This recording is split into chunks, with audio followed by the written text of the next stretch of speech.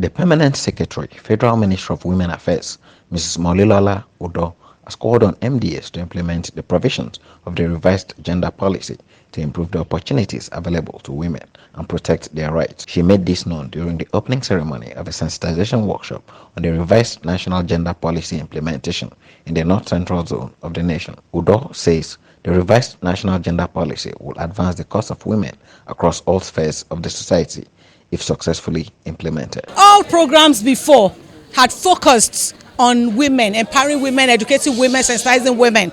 But the root cause of what we are fighting against is from the men majorly.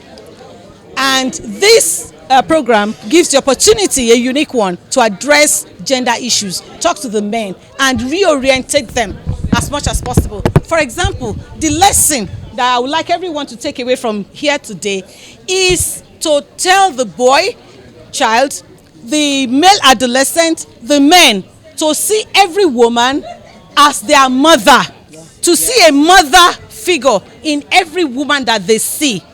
The affection that men, boys have for their mothers is totally different from even the one they have for their wives. So if every child, male child, every man sees a woman and sees the potential motherhood in that woman, the treatment will be different, and the perception will be different. We will be better respected and will be given that opportunity, to express the God-given gifts that we have in us. We want them to take the message back to their state governors to say, look, you cannot abandon 50% of your capacity and reach your potential and develop at that pace that you're supposed to if you leave 50% of your workforce behind, because women are 50% of the population. And trust me, like I always educate younger girls, that look, God gave us the same brains, and the world is going towards knowledge economy.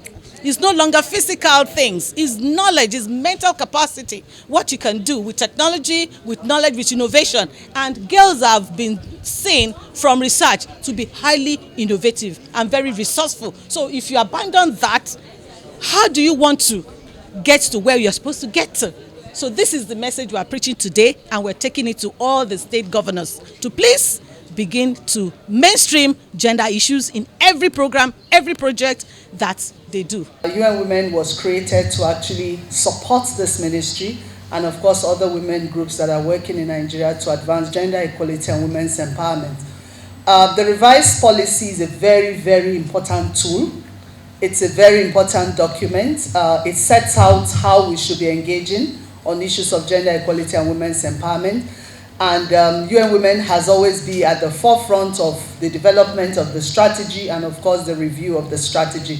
We feel very honored to continue to be part of this, and we also want to thank every partner, especially AFDB, who has continued to support the process of review, dissemination. We are glad to be here today.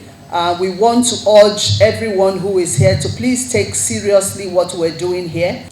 This dissemination and sensitization will further enlighten and empower all sectors to engage in gender lens, to identify gender gaps and close such gaps.